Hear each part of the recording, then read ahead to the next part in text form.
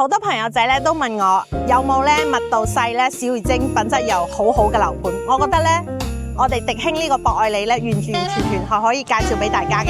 嚟睇一下小區嘅園林啊，一如既往咁優秀嚇。主打一個精緻，呢度嘅花草樹木咧都已經係有晒樣噶啦。點解叫有晒樣咧？全部都係老樹種、老樹頭啊，唔會話嗰啲咧好細矮嘅樹嚇，一種入嚟咧就已經成型噶啦。建造嘅大堂咧，一如既往咧都係咁優秀嘅，因為咧佢嘅大堂咧係可以持續咁樣使用，而且做到仲好有質感添。嗱，我哋帶朋友仔睇下佢嘅大堂係點樣嘅。140方咧，佢俾人哋感受係點樣？我哋今日嚟睇下佢樣板間。首先睇一下10平方嘅廚房，俾人嘅感覺係點樣？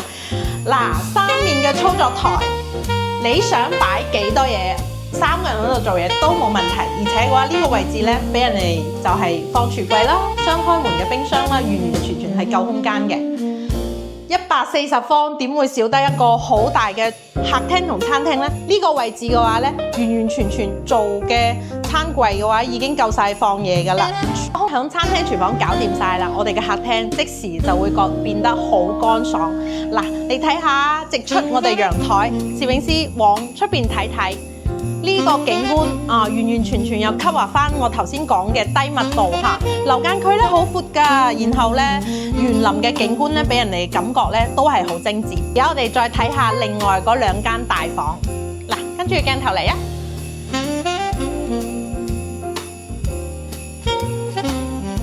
！4房嘅配置咧，呢一間咧係做咗半開放式嘅，你中意擺張麻雀台又得，茶台都得。大爆點，我覺得係呢間主臥房。嗱，一入嚟咧，四面個櫥櫃咧已經係有晒空間做到噶啦。套間咧係我哋嘅即係話常見配套啦，但係嘅話咧，主人房呢邊嘅床嘅話咧可以擺到好多。主人房呢度嘅話咧，個空間位置都係俾到大家嘅。除咗床之外咧，呢度仲做咗一個化妝台同衣帽間嘅設置。